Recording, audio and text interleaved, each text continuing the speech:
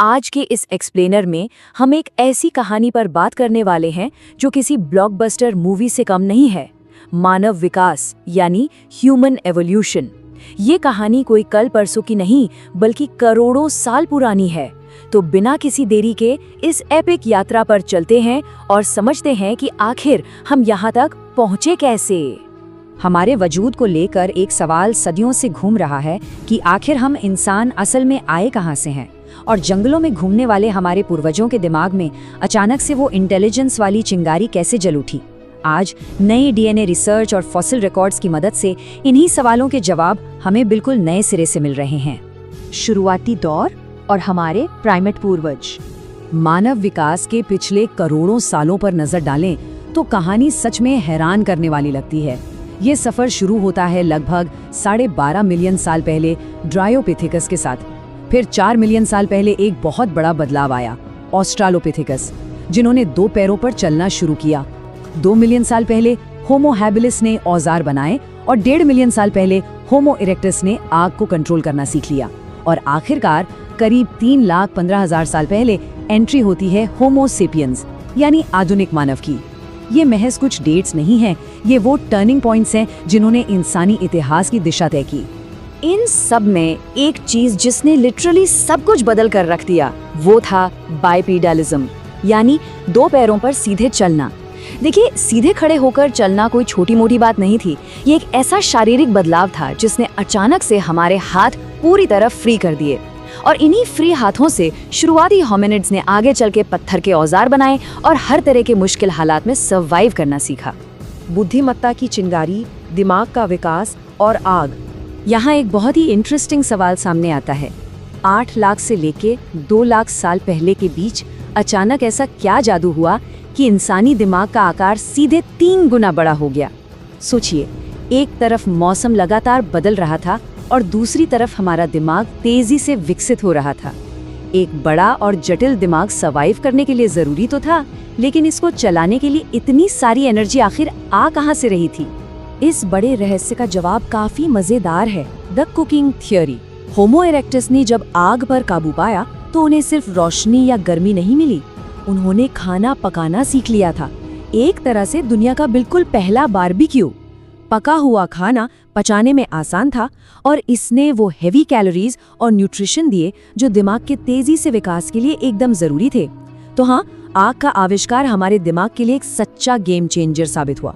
मतलब आग सिर्फ खाना पकाने के काम नहीं आई, इसने तो एक ऐसी चेन रिएक्शन शुरू कर दी जिसने पूरी लाइफस्टाइल बदल दी।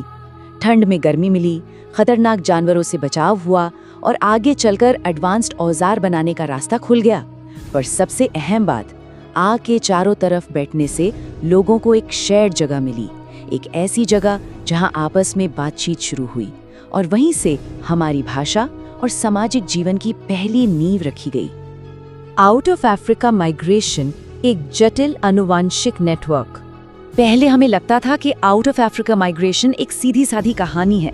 ये माना जाता था कि एक आबादी आगे बढ़ी और उसने बाकियों को रिप्लेस कर दिया, बिल्कुल एक साफ सुथरे फैमिली ट्री की तरह। लेकिन नया डीएनए नेटवर्क मॉडल इस थ्योरी को पूरी तरह पलट देता है। नए डेटा के अनुसार ये कहानी इतनी सिंपल नहीं है।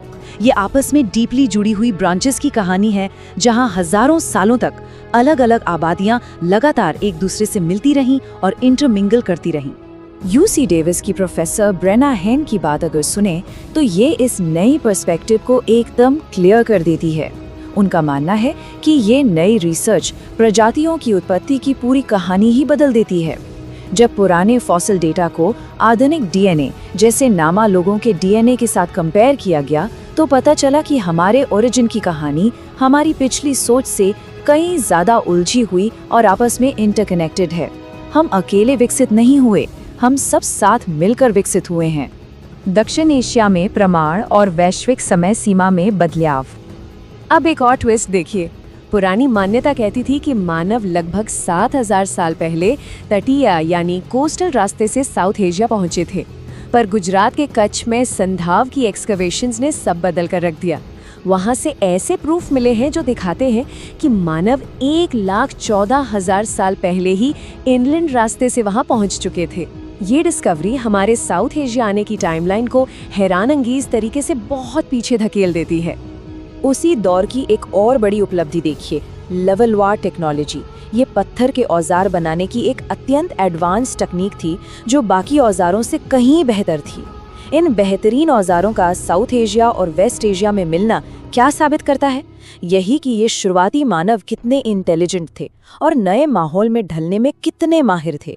उन्होंने रेगिस्तान और नदी घाटियों जैसे नए वातावरण को हमारी कल्पना से कहीं पहले ही समझ लिया था। भारतीय सभ्यता का उदय, प्रथम शहरीकरण।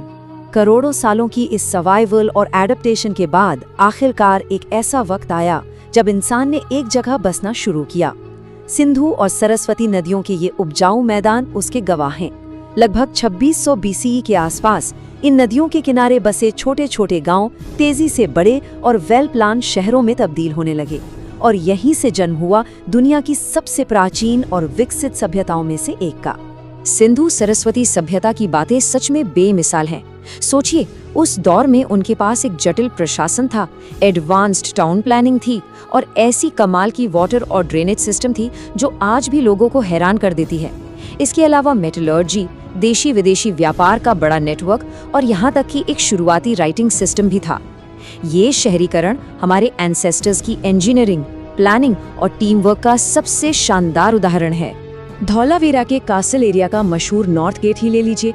ये शानदार आर्किटेक्चर सिर्फ पत्थरों का ढेर नहीं है, ये उस वक्त के इंसानी दिमाग, उनकी सोचने की शक्ति और उनके सामाजिक विकास का एक जीता जागता सबूत है।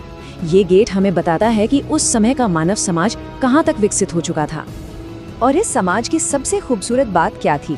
मशहूर पुरातत्वविद बीबी लालजी के इस स्टेटमेंट पर गौर करें। वो कहते हैं कि हड़प्पन समाज किसी एक्सप्लॉयटेशन या शोषणा पर नहीं, बल्कि म्यूचुअल अकोमोडेशन यानी आपसी तालमेल पर टिका था। ये समाज अमीर और गरीब के बीच की खाइयों पर नहीं, बल्कि सहयोग और समानता पर बना था। एक सिविलाइज सोसाइटी को कैसा होना चाहिए, ये उसका एक परफेक्ट एग्जाम्पल है। एक निरंतर यात्रा, मानव विकास का सफर। तो इस पूरी चर्चा के बाद एक बात तो तय है, हमारे डीएनए की कहानी सच में एक डीपली कनेक्टेड नेटवर्क है जो आज भी इवॉल्व हो रहा है। अब सोचिए, इतनी लंबी और जटिल यात्रा तय करने के बाद मानव विकास का अगला चरण किन नई ऊंचाइयों को छुएगा। ये कहानी अभी खत्म नहीं हुई है और ये सोचकर ही एक अजीब सी उत्सुकता पैदा होती है कि हमारी प्रजाति आगे और क्या नया करने वाली है। इस एक्सप्लेनर में हमारे साथ इस एपिक सफर पर जुड़ने के लिए बहुत बहुत शुक्रिया।